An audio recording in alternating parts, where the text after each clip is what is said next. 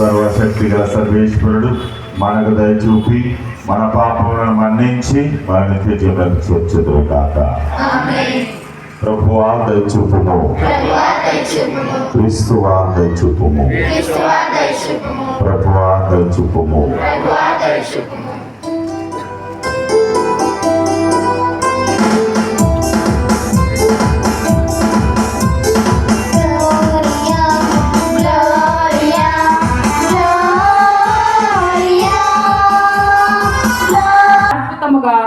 పరిపూర్ణులుగా చేసెను.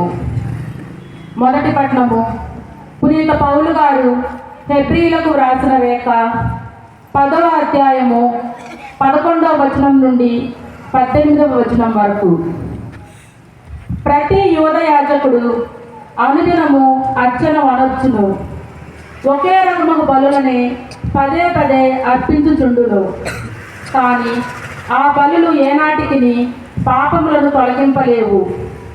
అట్లు కాక క్రీస్తు సర్వకాలమునకు సరియగు పాప పరిహారార్థమైన ఒకే ఒక బలిని సమర్పించెను. తదుపరి దేవుని కుడి ప్రక్కన కూర్చుండెను. దేవుడు ఆయన శత్రువులను ఆయనకు పాదపీఠముగా వనర్చు వరకు ఆయన అతట వేచియుండును.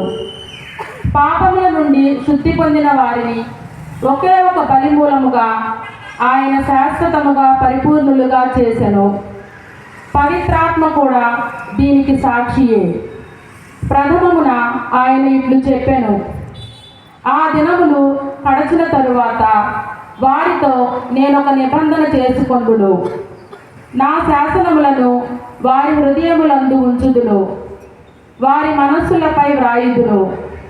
తరువాత ఆయన వారి అపరాధములను దుష్కార్యములను నేను ఇక ఎంత మాత్రము జ్ఞాపకం ఉంచుకొనను అని పలికెను.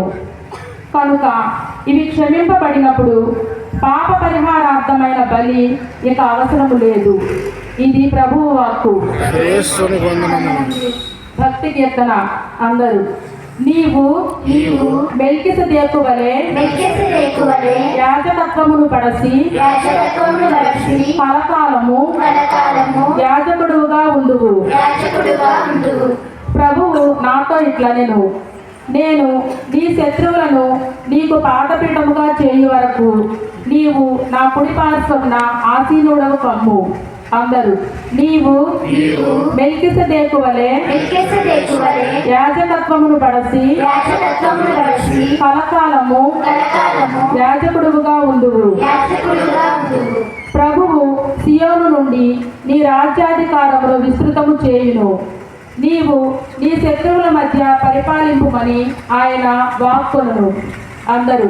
నీవు మెల్కిసెదెకు వలె యాజకత్వమును పడసి కలకాలము యాజకుడుగా ఉండువు. నీవు పవిత్ర పర్వతము మీద జన్మించినప్పటి నుండి రాజ్య పదవి నీది. మాతృగర్భము నుండి నీవు జన్మించిన తొలినాళ్ళ నుండి నీవు రాజువు. అందరూ. నీవు మెల్కిసెదెకు వలె యాజకత్వమును పడసి కలకాలము యాజకుడుగా ఉండువు. ప్రభువు భాష చేసెను, అతడు మాట తప్పడు. నీవు మెల్కిసెదెకు వలె యాజకత్వమును పడసి కలకాలము యాజకుడుగా ఉండువు. అందరూ. నీవు మెల్కిసెదెకు వలె యాజకత్వమును పడసి కలకాలము యాజకుడుగా ఉండువు.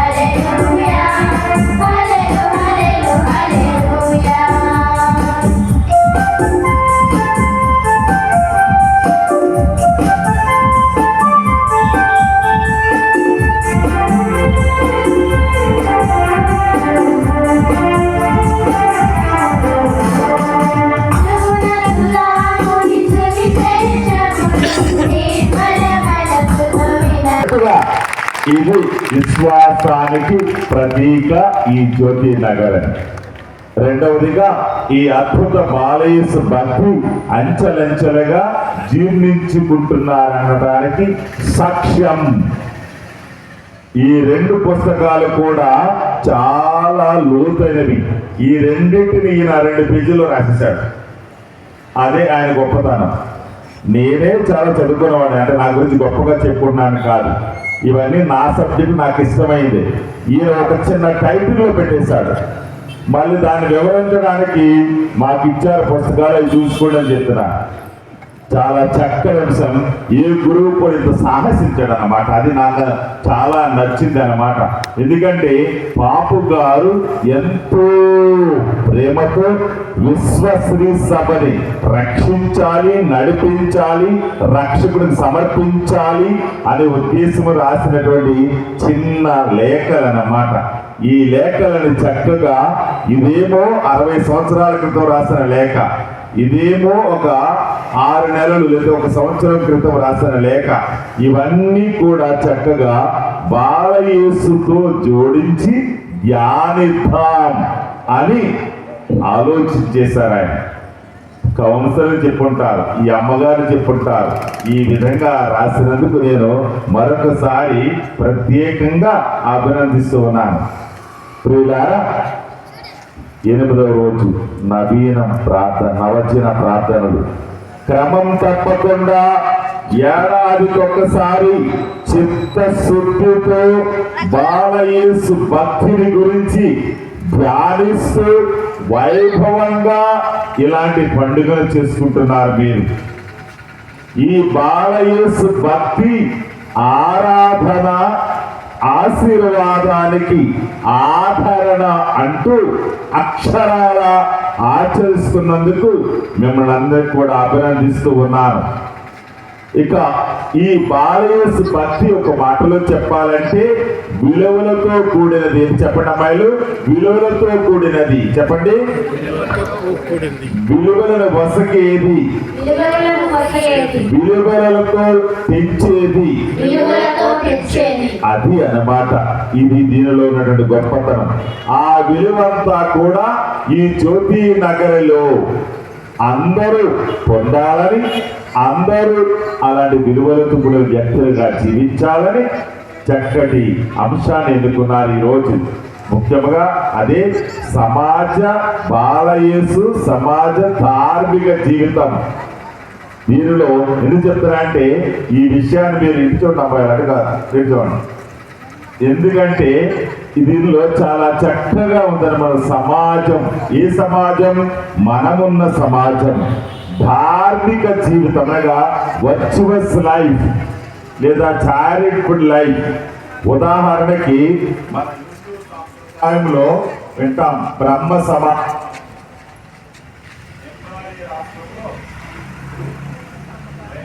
రాష్ట్రంలో ఈ బ్రహ్మ సమాజాన్ని స్థాపించారు ఆ రోజుల్లో.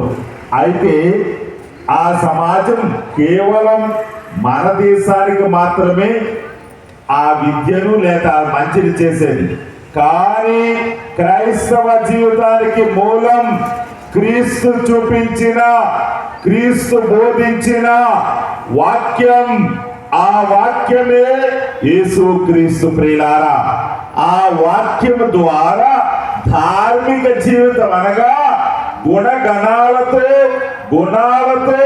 గుణాలలో మనమందరం కూడా ఎదగాలని, జీవించాలని తండ్రి అయిన దేవుడు ఆయన కుమారుని బాలుడిగా పంపించి ఈ సమాజాన్ని ఉద్ధరించడానికి, అదే సమాజానికి విలువలు అందించడానికి. ఏమిటా విలువలు? ప్రేమ, క్షమ, ప్రార్థన. ఇవన్నీ కూడా బాలయేసులో మనం కనుగొంటాం. ప్రియులారా, బాలయేసులో ఉన్నటువంటి ఈ యొక్క గొప్పతనం ముఖ్యంగా బైబిల్ ఆధారంగా చూస్తే నూతన వేదములో 60% యేసు ప్రభు శ్రమల గురించి, 35% యేసు ప్రభు పరిచర్య గురించి, 5% మాత్రం 5% మాత్రం యేసు ప్రభు జననం గురించి. అక్కడ 5%లో 1-2 సార్లు మాత్రం లేదా 2-3 అధ్యాయాల్లో ఈ బాల యేసు గురించి ఉంది. అయితే బైబిల్ మొత్తం ఉన్నటువంటి గుణం అదే దేవుని ప్రేమ, అదే దేవుని క్షమాపణ. ఈ విధంగా బైబిల్